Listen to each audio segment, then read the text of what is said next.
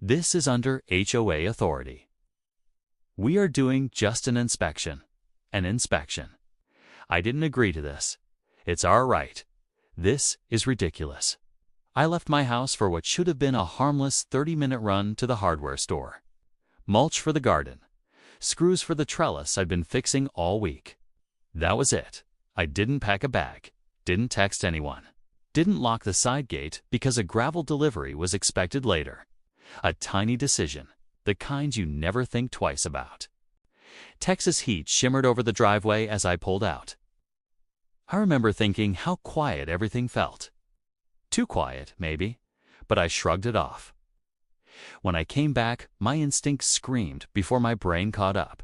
The front door wasn't shut, not wide open, not obviously forced, just wrong. Cracked, like someone had been careful, deliberate. I stayed in my truck longer than I should have, staring at my house like it was a stranger. Then I saw movement behind the front window. A shadow. Slow, confident. My first thought wasn't HOA. It was someone broke in. My second thought was my dog. Inside, loud, territorial. I dialed 911 before my feet even hit the driveway. I stood there, waiting, heart pounding. Keys clenched so tight they dug into my palm. When the police cruiser pulled up, relief hit me so hard I almost laughed. Officer Davis approached the door with his hand resting near his holster. I watched him disappear inside. Then I heard voices. Not panicked. Not scared. Arguing. A minute later, he stepped back out and looked at me with an expression I'd never seen before. You're going to want to come see this. Inside my living room stood two people I'd never met. Middle-aged, neutral clothes. Bright green vests with bold white letters across the chest. One held a clipboard. The other, a tablet. Calm, comfortable, like they belonged there. I lost it. What the hell are you doing in my house? The woman didn't blink. We're responding to a resident complaint. I laughed once, sharp, disbelieving. You're trespassing. I don't belong to your HOA. They exchanged a look, like I'd inconvenienced them. All properties on this street fall under Cedar Ridge jurisdiction, the man said smoothly. That's when Officer Davis stepped in. They don't, I said, and I have the deed to prove it. That was the moment their confidence cracked. They were escorted out, but not before the woman smiled and said, "You'll be hearing from the board." I locked the door behind them. I didn't know it yet, but that smile was a promise. The next morning, I found it waiting for me like a threat that didn't need to speak.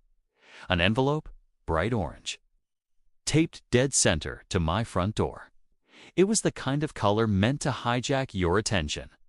The same shade used for hazard signs and warning labels. Before I even touched it, my stomach tightened. Whatever was inside wasn't good news. Across the top, in bold, unforgiving letters, it read. I opened it right there on the porch. They hadn't just listed one problem. They listed everything. My lawn was suddenly overgrown. My greenhouse, something I'd built with my own hands, was now an unapproved structure. Even my trash bins had become a violation, accused of being visible from the curb at the wrong hour. Each item came with a fine fine renewed daily. Each line ended with a deadline.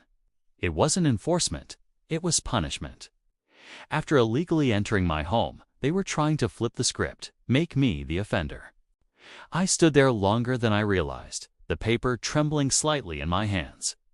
Not from fear, from anger. The quiet, focused kind that settles in when someone underestimates you. That's when Robert showed up. He crossed the street slowly, shoulders hunched, eyes scanning the block like he didn't want to be seen talking to me. Robert had lived here longer than anyone I knew, long enough to recognize patterns before others caught on. They always start this way, he murmured, glancing at the envelope. Edge houses, people just outside their reach. Folks they think won't fight back.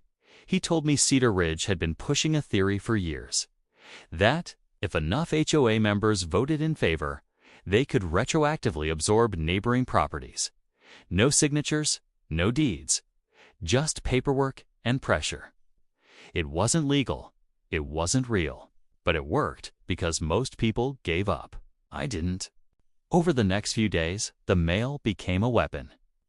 Envelopes stacked up on my counter like evidence in a slow-moving crime. Each letter used heavier language than the last. Talk of annexation, implied consent, missed objection windows. Words chosen not to be understood, but to intimidate.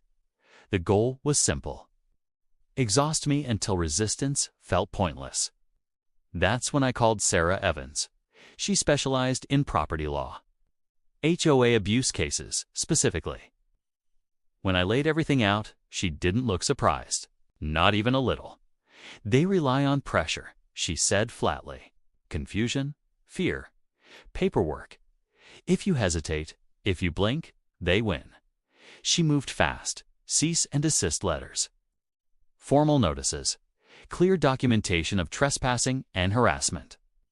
Legal boundaries drawn in ink so bold they couldn't pretend not to see them. Cedar Ridge's response came 3 days later. A landscaping crew showed up unannounced. No warning, no permission. Just men in work boots trimming bushes that didn't need trimming and tearing up a rose bed I'd planted myself. That was the moment it clicked. This wasn't about rules. This was about breaking me down, inch by inch, until I surrendered control of my own property. That evening, I installed cameras. High definition, motion triggered, front yard, side yard, backyard, driveway, every angle covered. If they crossed the line again, they wouldn't just leave footprints. They'd leave evidence, and I was done letting them operate in the shadows. By the time the restraining order was approved, I thought, naively, that the worst was behind me. For the first time in days, I slept more than 4 hours straight. No envelopes taped to my door. No truck slowing down in front of my house. No footsteps near the fence line. Just quiet. The kind of quiet that feels earned after chaos. That silence lasted exactly 48 hours. It started small. It's too small to call a threat. A community newsletter showed up in my mailbox. Full-color, glossy paper folded neatly like it belonged there. The headline wasn't about me, not directly. It didn't have my name. It didn't need to. When one home endangers the whole neighborhood. The article talked about certain residents who refused to follow standards, about unsafe structures, about chemical risks, about how community harmony sometimes required firm action. I felt it in my gut before I finished reading. They weren't arguing law anymore. They were shaping opinion. That afternoon, Robert texted me a single line. "They're talking about you online." I checked the Cedar Ridge residents' Facebook group. Public access, even for non-members. The post had already exploded. Hundreds of comments, screenshots of my house, zoomed-in photos of my greenhouse. A still image pulled straight from a video of me yelling at the landscaping crew days earlier. They froze me mid-sentence, mouth open, eyes wild, out of context. On purpose. Brenda Kensington herself commented late that night. Our HOA exists to protect safety and shared values. When one individual refuses cooperation, the entire community suffers. Signed with her full name, her title, her authority. That's when Sarah said something that changed how I saw everything. "They're manufacturing consent," she told me. "Once enough people believe you're the problem, anything they do next feels justified." That night, I couldn't sleep. I sat in my office with the lights off, watching the camera feeds on my monitor. Front yard, side yard, backyard, driveway. At 1:17 a.m., something flickered across the backyard camera. Not an animal. Not wind. A low mechanical hum followed seconds later. A drone hovered just above the fence line. Slow, deliberate, almost curious. The camera lens tilted downward like an ice-studding prey. I grabbed a broom and rushed outside, waving it uselessly as the drone lifted higher, retreated, then vanished into the dark. It came back the next night, and the night after that. Sarah filed privacy complaints, FAA notices, police reports. All of it moved slowly. They didn't. The real escalation came on a Tuesday, so I was working late, headphones on, deep into code, when my phone buzzed with a motion alert. Backyard camera. I switched to the live feed, expecting a delivery truck. Instead, I saw two men inside my yard. Both wore Cedar Ridge HOA polos. One was digging through my firewood stack. The other walked straight toward my shed. Bolt cutters glinted in his hand. I didn't think. Kay reacted, barefoot, heart slamming. I burst outside, shouting, voice cracking with pure rage. They barely flinched. One raised a laminated paper like it was a badge. Routine HOA safety inspection. I told them about the restraining order. They said it didn't apply. Mrs. Kensington told us. That was all I needed to hear. The sheriff arrived 20 minutes later. By then, the men were gone, but not before leaving behind a clipboard. My name was circled in red.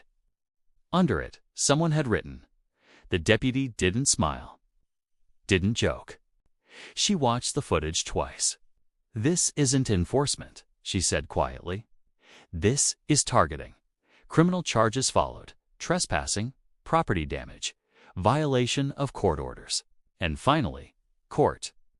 The courtroom smelled like stale coffee and floor wax. Brenda sat across from me, calm, polished, whispering to her attorneys like this was routine. Like she hadn't spent weeks terrorizing someone who didn't even belong to her organization. The judge didn't look impressed. "This is not an HOA dispute," he said. "This is a pattern." For the first time since this began, I felt something shift. Not relief, not victory. Control slipping, just a little, from hands that never deserved it. Because this was never about grass, never about bins, never about rules. It was about power, and they pushed too far.